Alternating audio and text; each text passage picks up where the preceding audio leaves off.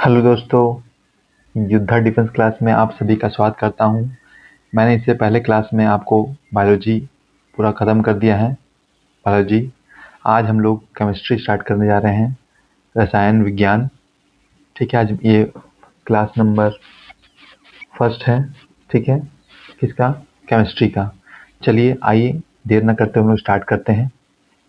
देखिए, केमिस्ट्री, रसायन विज्ञान, कंप्लीट फंडामेंटल्स हम लोग आज इसके बारे में जानेंगे। चलिए आगे देखते हैं। देखिए, रसायन विज्ञान का जनक या फादर किसे कहते हैं? एंटोनी लेवोसियर को।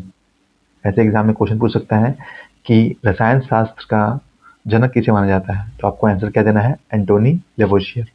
इन्होंने द एलिमेंट ऑफ केमिस्ट्री नामक बुक का निर्माण किया था। चलिए हम पहले, आज हम लोग मैटर के बारे में पढ़ेंगे, पदार्थ के बारे में पढ़ेंगे। उसके बाद हम लोग फिजिकल एंड केमिकल चेंज पढ़ेंगे, एटम के बारे में पढ़ेंगे, एसिड बेस साल्ट, फिर कार्बन एंड कंपाउंड्स के बारे में पढ़ेंगे, इंपॉर्टेंट एलिमेंट, केमिकल नेम और अदर्स में विधि में बाकी जो छूट जाएगा बचा हुआ है सब उसमें पढ़ लेंगे। चलिए आज हम लोग मैटर स्टार्ट करते हैं। देखिए, मैटर, पदार्थ क्या है, इसका परिभाषा पहले हम लोग समझेंगे। आसान भाषा में समझाता हूँ आपको। देखिए, कोई भी पदार्थ जो है जिसका खुद का द्रव्यमान हो, जो स्थान घेरता हो, ठीक है, जो क्या है, स्थान घेरता हो, उसको क्या कहेंगे? वो पदार्थ है। जैसे कुछ भी सॉलिड चीज़ ले लीजिए, चाहे आप कुर्सी ले लीजिए, टेबल ले लीजिए, पेन, मेज, कुर्सी, चाय, हवा, मास्टर, रसगुल्ला, कुछ भी आप ले, जो जो जिसका अपना द्रव्यमान हो, मास हो, स्थान घेरता हो, वो क्या है? पदार्थ है। ठीक है। अब देखिए, इसको विभाजन किया गया है। पहले देखिए, भौतिक आधार देखेंगे, 5 अवस्थाएं में इसको बताया गया है। पहला कौन है? सॉलिड है, इसको ठोस बोलते हैं। सेकंड है द्रव्य, तीसरा है गैस, चौथा है प्लाज्मा और पांचवा है बोस आइंस्टीन।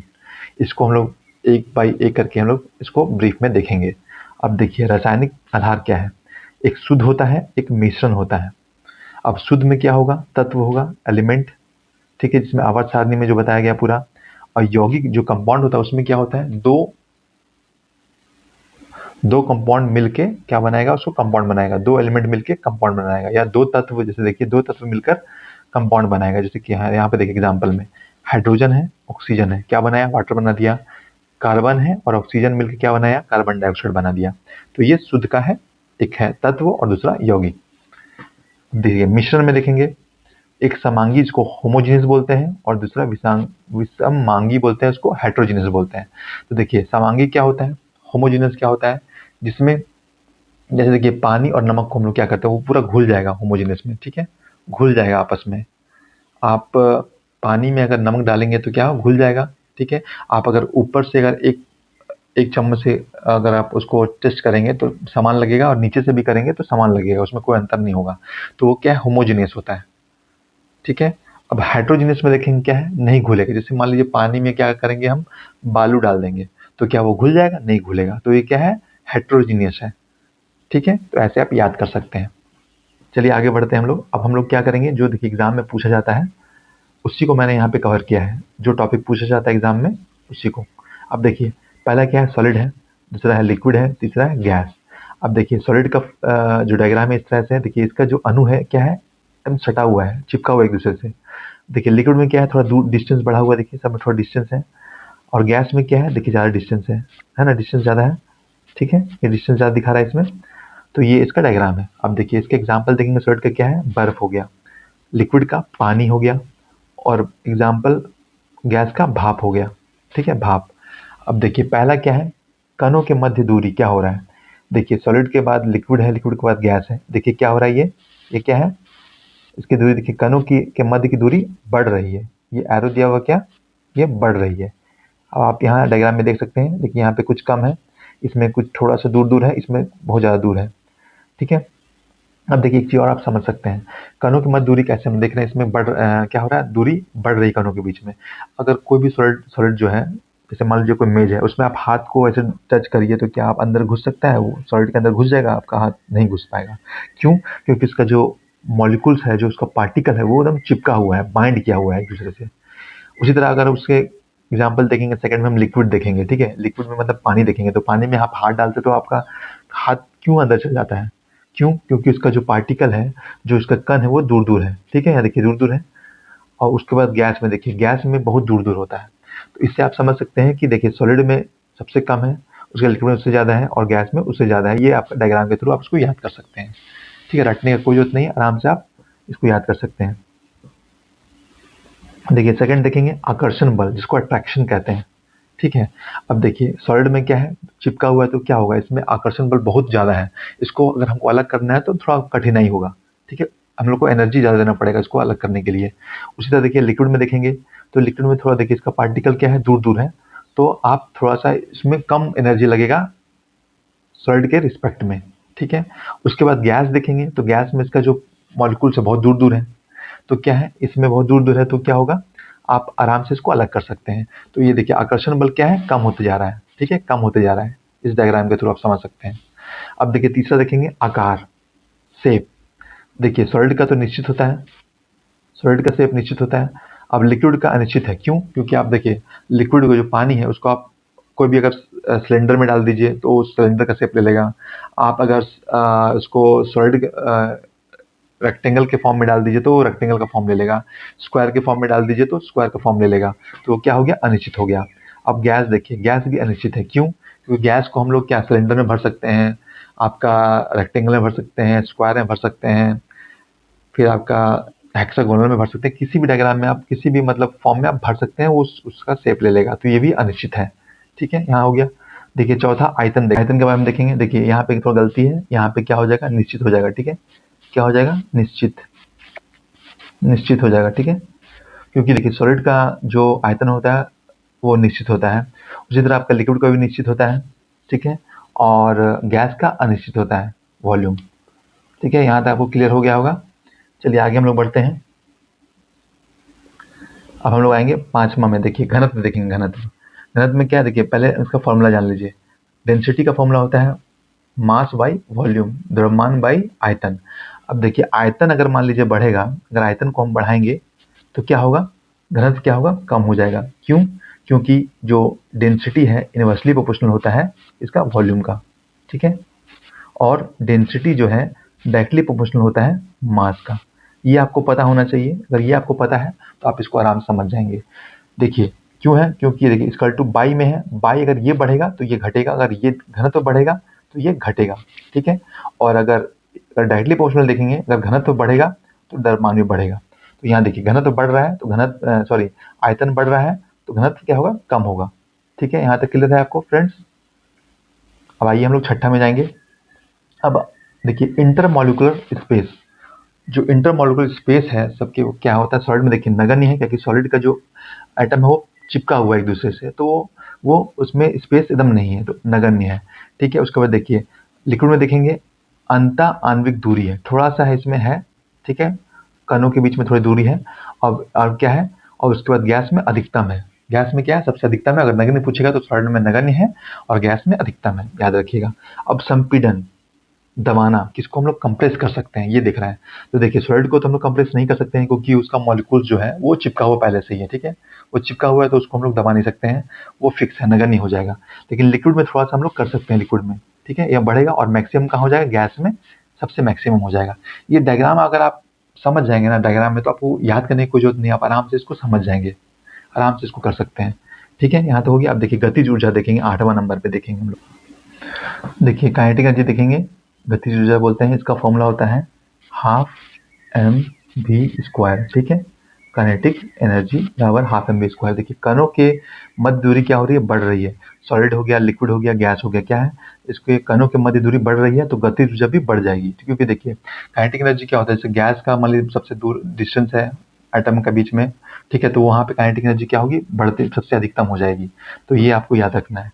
आगे चलिए देखते हैं ध्वनि की चाल, स्पीड सबसे ज़्यादा कहाँ पे होगी, तो आपको पता है जिसका मॉलिक्यूल सबसे ज़्यादा चिपका होगा वहाँ पे सबसे अधिक होगी। तो क्या होगा, सॉलिड। देखिए सॉलिड हो गया, सबसे मैक्सिमम सॉलिड में हो जाएगा। इसका डायग्राम कैसे बड़ा उल्टा बन रहा है, देखिए मैक्सिमम सॉलिड में हो जाएगा। स्पीड ऑफ साउंड में लिक्विड में उससे थोड़ा सा कम होगा और गैस में सबसे कम होगा। ध्वनि की चाल सबसे कम कहाँ होगी, गैस में होगी, सबसे ज़्यादा कहाँ होगी, सॉलिड में होगी। ठीक है, देखिए निर्वात वैक्यूम में क्या होता है, ध्वनि की चाल 0 हो जाती है, क्योंकि ध्वनि की चाल ध्वनि को माध्यम की आवश्यकता होती है। माध्यम जैसे मान लीजिए हम लोग अगर हम आपको हम बोल रहे हैं तो आपकी तरफ मेरा बात जो जा रहा है कैसे जा रहा है, पार्टिकल से जो वायुमंडल हवा जो है वो मेरा आवाज़ को दूसरे तक ट्रांसमिट कर रही है या आगे बढ़ा रही है। क्यों? माध्यम चाहिए। उसी तरह अगर माध्यम नहीं है, वैक्यूम में अगर वैक्यूम जैसे माध्यम वहाँ कुछ नहीं है तो वहाँ पे वॉल्यूम का आवाज़ क्या होगा, सॉरी ध्वनि का आवाज़ क्या होगा, शून्य हो जाएगा।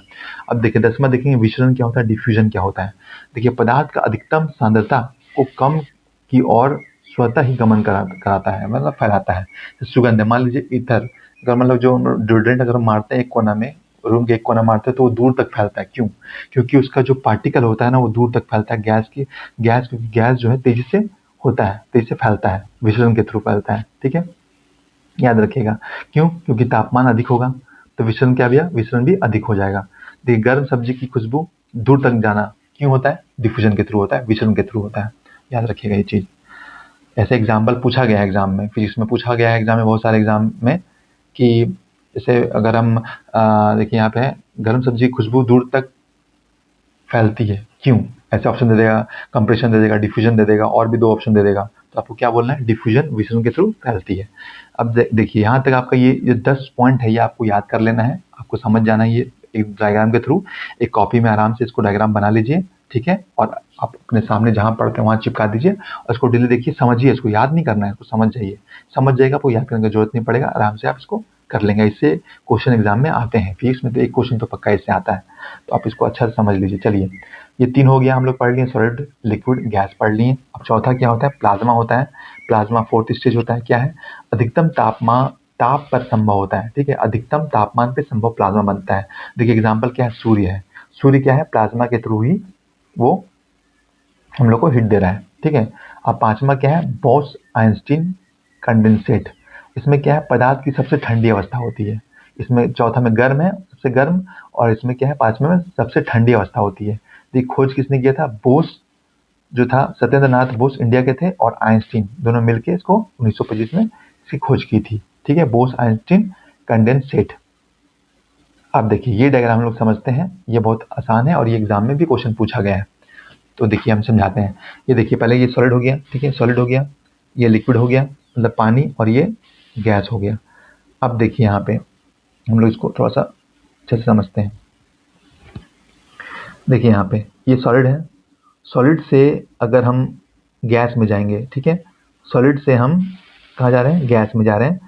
तो देखिए सॉलिड से लिक्विड होना चाहिए, फिर गैस होना चाहिए, लेकिन हम क्या कर रहे हैं, सॉलिड से सीधे गैस में कर रहे हैं। तो इसका एग्जाम्पल क्या होगा, कपूर की गोली। जैसे आप देखिए कपूर, जो पूजा में कपूर का गोली जो जलाते हैं उससे क्या होता है, वो देखिए ठोस रहता है, जब उसको जलाते हैं तो सीधे गैस हो जाता है, गैस में कन्वर्ट हो जाता है। शुष्क बर्फ होता है, उसको कार्बन डाइऑक्साइड भी बोलते हैं। नेपथलीन की गोली भी वही है। ठीक है, जो बाथरूम में यूज होता है। तो ये क्या हो गया, इसको बोलेंगे सब्लिमेशन, उध्रपातन। सब्लिमेशन एग्जाम्पल पूछा हुआ है एग्जाम में। आप फिजिक्स का क्वेश्चन खोलिए, प्रीवियस ईयर क्वेश्चन आपको मिल जाएगा क्वेश्चन। ठीक है, तो क्या होगा, सॉलिड से सीधे गैस में कन्वर्ट करेंगे तो क्या होगा, सब्लिमेशन के थ्रू होगा। हिंदी में उसको उध्रपातन कहते हैं। यहाँ तक ठीक है। अब वही चीज अगर हम गैस से चल जाएं कहाँ, सॉलिड में, गैस को सीधा हमको सॉलिड में कन्वर्ट करना है। ठीक है, क्या करना है, गैस को सीधा सॉलिड में कन्वर्ट करना है। तो वो क्या होगा, निक्षेपण हो जाएगा, डिपोजिशन बोलते हैं। जैसे देखिए पाला पड़ना। ठीक है, NH4Cl को पुनः प्राप्त करना। ठीक है, पाला पड़ता है ना ठंडा में, पाला पड़ता है तो क्या होता है, गैस को सीधा क्या करता है, सॉलिड में कन्वर्ट कर देता है। रुई जैसा जो निकलता है वो क्या है, जो लगता है वो क्या है, सॉलिड के में कन्वर्ट कर देता है। क्या है, पाला पड़ना, इसका एग्जाम्पल है डिकम्पोजिशन, डिपोजिशन, और उसको हिंदी में निक्षेपण कहते हैं। ठीक है, आइए आगे देखते हैं। ये थोड़ा कलर चेंज कर लेते हैं हम लोग पहले। ठीक है, चलिए देखते हैं। अब देखिए, अब हम लोग क्या करेंगे, गैस से हम लोग जाएंगे लिक्विड में। ठीक है, यहाँ देखिए गैस डाल देते हैं। ठीक है, देखिए जब हम गैस को लिक्विड में कन्वर्ट करेंगे ना, गैस को लिक्विड में कन्वर्ट करेंगे तो क्या होगा, कंडेंसेशन होगा। ठीक है, कंडेंसेशन होगा। कंडेंसेशन में क्या होता है, कंप्रेस करते हैं। जैसे आपने देखा होगा सिलेंडर गैस जो होता है, उसमें आप उसको उठाइए, उसको हिलाइए, देखिए आपको लगेगा लिक्विड भरा हुआ है, लेकिन लिक्विड नहीं होता। गैस को क्या किए, कंप्रेस किए, संघनन करके वो ऐसा फॉर्म में लिक्विड में कन्वर्ट कर देते हैं। तो इसका एग्जाम्पल हो गया, ठीक है, कंडेंसेशन, संघनन। ठीक है, गैस से लिक्विड में कन्वर्ट कर दिए। अब क्या करेंगे, लिक्विड से हम करेंगे गैस में कन्वर्ट करेंगे। लिक्विड को जो हम इवापोरेशन करेंगे या वाष्पीकरण करेंगे तो क्या होगा, 100 डिग्री सेंटीग्रेड पे बॉइलिंग पॉइंट होता है उसका। तो वो क्या होगा, गैस बन जाएगा। जैसे आप कोई पानी को 100 डिग्री सेंटीग्रेड पर गर्म करते हैं तो वो लिक्विड से क्या गैस बनता है। क्यों बनता है, जब हम उसको वाष्पीकरण करते हैं। ठीक है, तो यहाँ तक आपको क्लियर हो गया होगा। आगे आइए यहाँ पे चलते हैं। अब देखिए सॉलिड से हमको क्या करना है, लिक्विड में कन्वर्ट करना है, सॉलिड से लिक्विड करना है। तो क्या करेंगे, मेल्टिंग करेंगे। सॉलिड जो बर्फ है, बर्फ को अगर हम हीट देंगे तो क्या होगा, वो पानी में कन्वर्ट होगा। तो कैसे हो रहा है, मेल्टिंग या पिघलना इसको बोलते हैं। यहाँ तक समझ गए। अब देखिए लिक्विड से अगर हम जाएंगे सॉलिड में, लिक्विड से कन्वर्ट करना है, सॉलिड करना है, तो क्या करेंगे, फ्रीज करेंगे, जमाना करेंगे 0 डिग्री सेंटीग्रेड में से। पानी को हम लोग क्या करते हैं, आइस बनाने के लिए पानी को क्या करते हैं, डाल देते हैं फ्रीजर में। तो क्या होता है, वो लिक्विड से सॉलिड बन जाता है। तो ये हो गया आपका कन्वर्ट, कैसे हो गया, फ्रीजिंग हो गया। तो इसमें 6 पॉइंट याद करना है। पहला क्या है, मेल्टिंग क्या होता है, मेल्टिंग कैसे होता है, फ्रीजिंग कैसे होता है। तीसरा हो जाएगा उद्पातन या सब्लिमेशन क्या होता है। चौथा निष्पेषण क्या होता है, डिपोजिशन जिसको बोलते हैं। पांचवा क्या होगा, संघनन या कंडेंसेशन क्या होता है। और छठा वाष्पीकरण इवापोरेशन क्या होता है। ये 6 पॉइंट आपको मैंने यहाँ इस डायग्राम के थ्रू आप इसको बना लीजिए, चिपका दीजिए, आप आराम से इसको समझ लीजिए। आपका इससे रिलेटेड क्वेश्चन कभी गलती नहीं होगा, आराम से आप इसको हल कर पाइएगा। चलिए आगे चलते हैं फ्रेंड्स। अब देखिए चेंजेस जो होता है, ठीक है, चेंजेस क्या होता है। एक होता है फिजिकल चेंजेस जिसको हम लोग भौतिक परिवर्तन बोलते हैं, और एक होता है केमिकल चेंजेस जिसको हम लोग बोलते हैं रासायनिक परिवर्तन। ठीक है, अब देखिए ये भी एग्जाम में पूछा हुआ है। एग्जाम्पल 4 ऑप्शन दे देगा, पूछेगा इसमें कौन सा फिजिकल चेंज है, कौन सा केमिकल चेंज है। या पूछेगा 4 ऑप्शन देगा फिजिकल का, 3 ऑप्शन देगा फिजिकल का, 1 ऑप्शन देगा केमिकल का। इसमें बोलेगा कौन सा फिजिकल चेंज नहीं है, तो आपको वो टिक करना है। तो आपको पहले इसको बेसिक में समझना होगा कि फिजिकल चेंज और केमिकल चेंज में क्या अंतर क्या होता है, तभी आप इसको आराम से हल कर पाएंगे। देखिए फिजिकल चेंज में क्या है, रिवर्सिबल होता है। मतलब जैसे कि मान लीजिए पानी को हम जमाएं, ठीक है, वो सॉलिड बन गया, फिर उसको अगर हीट करेंगे तो क्या हो जाएगा, वापस पानी में आ जाएगा। तो रिवर्सिबल होना चाहिए। ठीक है, जहां से चला था वहां वापस फिर आना चाहिए। तो ये इसका पहला हो गया कंडीशन, क्या, फिजिकल चेंज का। दूसरा क्या हो रहा है, ये अस्थायी परिवर्तन होता है। ठीक है, ये परमानेंट परिवर्तन नहीं होता है। ये वापस हम इसको कन्वर्ट कर सकते हैं, वापस पुनः इसका जो बेसिक फॉर्म था उसमें ला सकते हैं। ये हो गया, ये टेम्प्रोरी होता है। ठीक है, पुनः प्राप्त कर सकते हैं, can not be obtain again, can be obtain again, sorry, can be obtain again, मतलब वापस हम प्राप्त फिर से कर सकते हैं। अब देखिए केमिकल चेंज रासायनिक परिवर्तन में क्या है, ये इरिवर्सिबल है। ठीक है, जैसे दूध को हम दही में कन्वर्ट किए, ठीक है, क्या दही को कन्वर्ट कर सकते हैं दूध में, वापस नहीं कर सकते हैं। तो क्या है, वो केमिकल चेंज है, रासायनिक परिवर्तन है। ये समझ में आ गया आपको। देखिए स्थायी परिवर्तन होता है, ये परमानेंट, एक बार चेंज हो गया तो वापस वो बेसिक फॉर्म में नहीं आ सकता है। ये हो गया कंडीशन। पुनः प्राप्त नहीं कर सकते हैं, can not be obtain again. समझ में आ गया। अब देखिए इसका हम लोग एग्जाम्पल देखते हैं, फिजिकल और केमिकल का एग्जाम्पल देखते हैं। जैसे देखिए पहला फिजिकल में देखेंगे क्या है, बर्फ को पानी, ठीक है, पानी बदल सकते हैं, और पानी को फिर से हम लोग बर्फ में भी बदल सकते हैं। देखिए बर्फ को भाप में बदल सकते हैं, और भाप को पानी में बदल सकते हैं, बर्फ में बदल सकते हैं। ठीक है, पानी को भाप में बदल सकते हैं, ये मतलब वापस अपने फॉर्म में आ सकता है। देखिए लोहे की कील में चुंबक, जो चुंबक का गुण होता है, का गुण उत्पन्न होता है, होना क्या है, फिजिकल चेंज है। ये भी एग्जाम में क्वेश्चन पूछा हुआ है। लोहे की कील में जो चुंबकत्व का गुण उत्पन्न होता है वो कैसे होता है, फिजिकल चेंज है, क्योंकि वो अस्थायी नहीं होता है। ठीक है, वो अस्थायी नहीं होता है, क्योंकि अगर आप उसको रगड़ दीजिए तो उसमें क्या होता है, चुंबक का हल्का गुण आ जाता है, और थोड़ा छोड़ दिए फिर वो चार्ज उससे हटेगा और फिर वो अपने बेसिक फॉर्म में आ जाएगा। ठीक है, तो ये भी इसका एग्जाम्पल हो गया फिजिकल चेंज का। और देखिए मोम का पिघलना, मोम का पिघलना क्या है, मोम का जलना जो होता है वो क्या है, रासायनिक परिवर्तन है। ठीक है, क्यों, क्योंकि वो जल रहा है, आपका केमिकल चेंज हो रहा है कि हवा ले रहा है, हवा से ले रहा है, ऑक्सीजन ले रहा है, उसके बाद वो जल रहा है, तो केमिकल चेंज है। लेकिन मोम का पिघलना, जो मोम पिघल रहा है वो क्या है, फिजिकल चेंज है। याद रखिएगा, इसमें कंफ्यूजन होता है थोड़ा सा। ठीक है, इसी में बच्चे गलती करके आते हैं। मोम का पिघलना क्या है, फिजिकल चेंज है। क्यों, क्योंकि मोम जो पिघल गया उसको फिर से हम मोमबत्ती बना सकते हैं उससे, तो मोम का पिघलना क्या हो गया, फिजिकल चेंज हो गया।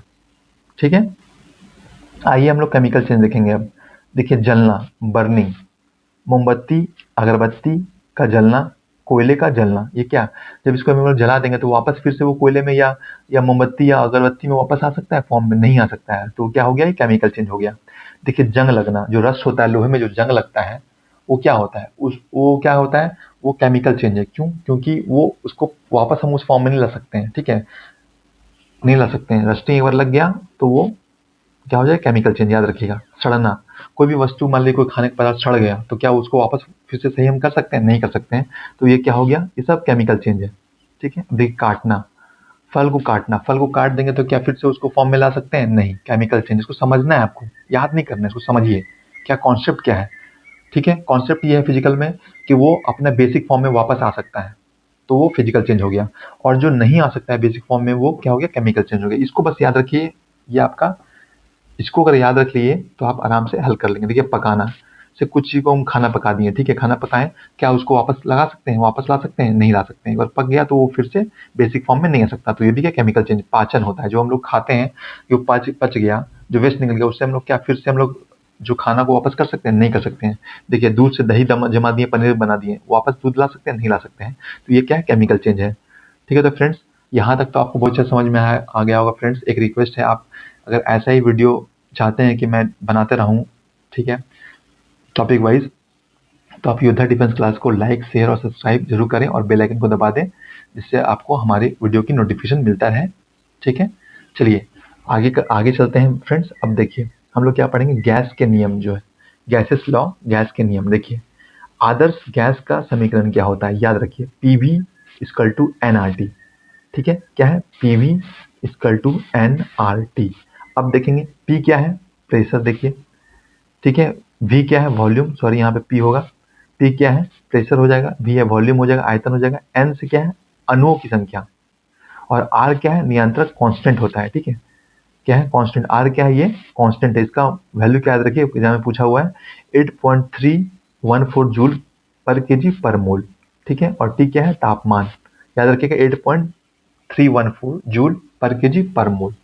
ठीक है, ये हो गया इसका तापमान। चलिए आगे देखते हैं, हम लोग इसको समझते हैं पहले। देखिए, जो आदर्श गैस का जो है फॉर्मूला, ये PV equal to NRT, PV equal to NRT. अब देखिए, पहला क्या है? बॉयल्स लॉ का नियम पूछता है एग्जाम में, चार्ल्स का नियम पूछता है, और लुस्का का नियम भी पूछता है। ये तीन है। ठीक है, ये तीन है, आपको पहले याद कर समझाते हैं कैसे होता है।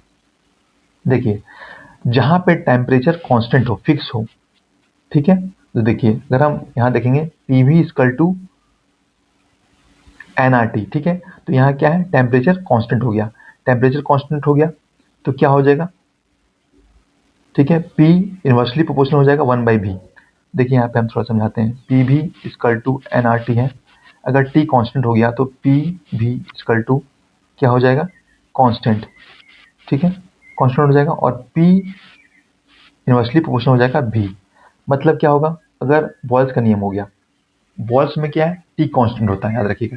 से टीवी, देखिए टीवी इसका एग्जाम ट्रिक है, याद करने का तरीका। देखिए, टी से हो जाएगा, क्या हो जाएगा? टेम्परेचर कांस्टेंट हो जाएगा, और बी से क्या हो जाएगा? बॉयल्स का नियम।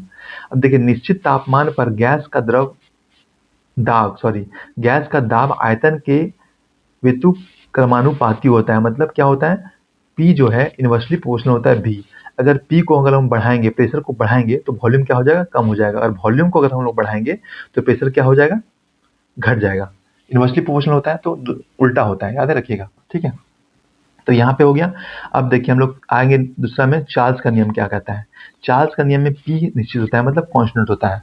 तो जब हम क्या करेंगे, पी कांस्टेंट हो जाएगा तो भी जो है डायरेक्टली प्रोपोर्शनल हो जाएगा, क्या हो जाएगा? टी हो जाएगा। ठीक है, देखिए यहाँ पे पी सी, इसको याद रखिए, पी से क्या हो जाएगा? प्रेशर कांस्टेंट हो गया। ठीक है, और सी से क्या हो जाएगा? चार्ल्स का नियम हो जाएगा। देखिए, निश्चित प्रेशर मतलब निश्चित दाब पर गैस का आयतन तापमान के समानुक्रमानुपाती होता है। मतलब क्या हो जाएगा?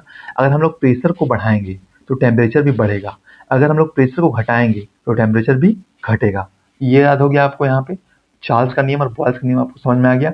बॉयल्स का नियम को हम लोग टीवी से याद कर लेंगे, और चार्ल्स का नियम को पीसी से याद कर लेंगे। ठीक है, अब देखिए लास्ट बचा आपका गेलुस्का का नियम। अब देखिए, इसमें क्या है? बी कांस्टेंट हो गया। अब देखिए, टी कांस्टेंट हो गया, एक बार पी कांस्टेंट हो गया, तो बचा क्या? वॉल्यूम बचा। वॉल्यूम कांस्टेंट हो जाएगा यहाँ पे, तो वॉल्यूम कांस्टेंट हो जाएगा तो क्या बचेगा? P directly proportional T. ठीक है, पी डायरेक्टली प्रोपोर्शनल टी। इसमें क्या बोलता है? निश्चित आयतन पर गैस का दाब तापमान के समानुक्रमानुपाती होता है। मतलब क्या होगा? पी को अगर हम लोग बढ़ाएंगे तो टेम्परेचर भी बढ़ेगा, और पी को अगर घटाएंगे तो टेम्परेचर भी घटेगा। ठीक है, तो ये क्या हो गया? गेलुस्का का नियम हो गया। अब इसको आराम से आप याद कर सकते हैं।